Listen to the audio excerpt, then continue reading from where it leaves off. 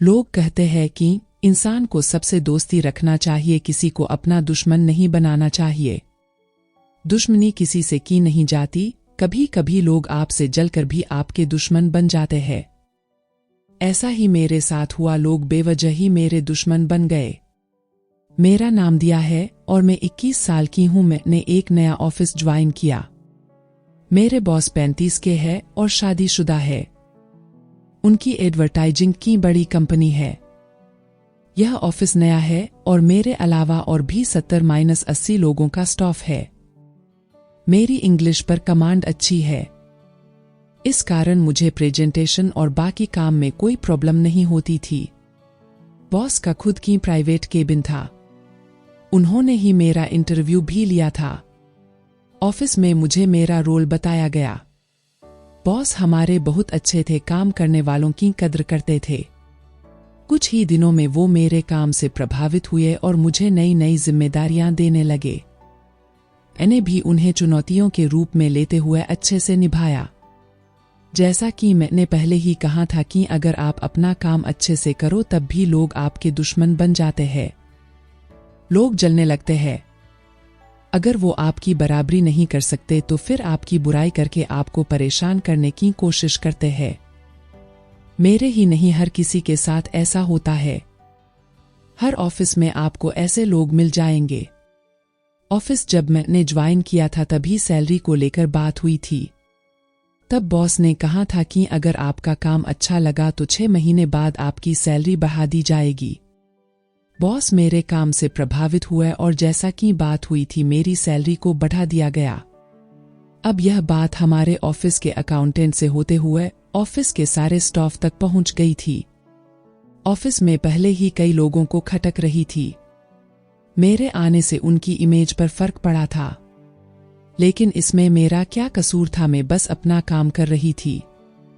Boss के साथ मैंने कई प्रेजेंटेशन बनाए थे, इस कारण मुझे बॉस के ऑफिस में ही ज्यादा देर तक काम करना पड़ता था। मेरी सैलरी बढ़ते ही कई लोग जो अपना काम तो ठीक से कर नहीं पाते, उन्होंने मेरी काबिलियत और मुझे नीचा दिखाने के लिए बुरा कहना शुरू कर दिया। वो ऐसे लोग हैं जिनके घर में उनकी बहन और बेटी होती है, लेकिन फिर भी दूसरों पर कीचड़ उछालते हैं। मेरा नाम मेरे बॉस के साथ जोड़ा जाने लगा और सैलरी बढ़ना भी उसी से जोड़ दिया गया। झूठी और इस तरह की बातों में सभी को रस आता है। यह बात ऑफिस की मेरी दोस्त ने मुझे बताई। इन्हें तो उस समय मुझे यह एहसास हुआ कि अपनी कमी छुपाने के लिए लोग किसी हद तक भी जा सकते हैं।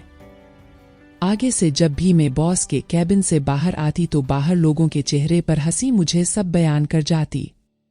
धीरे धीरे वो लोग सफल होने लगे। मुझे यह बातें प्रभावित करने लगी और इसका असर मेरे काम पर पड़ने लगा। मेरे बॉस को भी मेरे चेहरे और बातों से पता चल गया था कि मेरे साथ सब नॉर्मल नहीं है। इन्हें सोचा कि मुझे यह ऑफिस छोड़ देने चाहिए और इन लोगों का चेहरा भी मैं अब ना देखूं।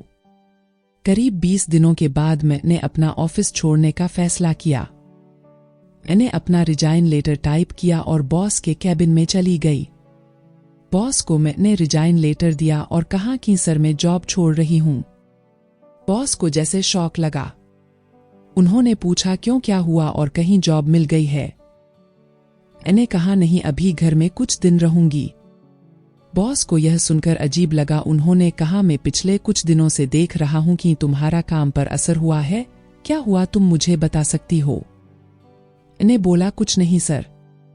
बॉस थोड़ी देर चुप रहे, फिर उठकर मेरे पास आए और कहा कि देखो, अगर तुम्हारी पर्सनल लाइफ में भी कुछ प्रॉब्लम है तो तुम मुझे बता सकती हो अगर तुम चाहे तो। तुम अभी छोटी हो, लाइफ में बहुत बातें हैं जो किसी को बताने पर सॉल्व हो जाती है। वो बोले बॉस नहीं तो अपना बड़ा भाई समझकर मुझे बता दो। उन्होंने जब यह कहा तो मेरी आंखों से आंसू आ गए। मैंने उनको ऑफिस में चलने वाली बातों के बारे में बताया।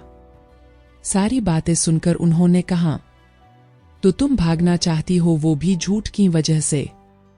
बॉस ने कहा कि कौन है, मुझे अभी बताओ। हमारे ऑफिस में किसी भी तरह का हरास स्वीकार नहीं किया जाता है, मुझे बताओ। मैंने कहा ऐसे मुझे किसी ने डायरेक्ट नहीं कहा। उन्होंने कहा कि जाओ, लेकिन मैं इतना गारंटी से कह सकता हूं कि जहां भी तुम जॉब करोगी वहां भी ऐसे लोग होंगे। ऐसे लोग हर जगह मिलेंगे। ऐसा ही होता है, पहले लोग तुम्हारी बराबरी करने की कोशिश करते हैं, फिर जब वो नहीं कर पाते तो वो बुराई करते हैं। फिर भी अगर तुम्हें फर्क नहीं पड़े और तुम अपना काम करती रहो तो वो हार कर चुप हो जाते हैं। तुम्हें अभी भी नौकरी छोड़ना है तो तुम जा सकती हो, लेकिन जब तक तुम कमजोर और भागोगी लोग तुम्हें भगाते रहेंगे। उनकी बातों से मुझ में एक नई शक्ति आई और मैंने अपना फैसला बदल दिया। मैं अभी भी उसी ऑफिस में हूं, लेकिन कई को छोड़ के जाना पड़ा। उस दिन के बाद बॉस सख्त हो गए थे। आखिर इस तरह की बकवास ने हर भले इंसान को फर्क पड़ेगा तो शायद यह उनका तरीका था का सबको चुप और सबक सिखाने का। इन सब बातों से मैंने बहुत कुछ मैंने सीखा कि बुरे लोग हैं तो मेरे बॉस जैसे भले लोग भी हैं। आप अच्छे हैं तो आपका साथ देने भगवान किसी ना किसी को भेजता ही है।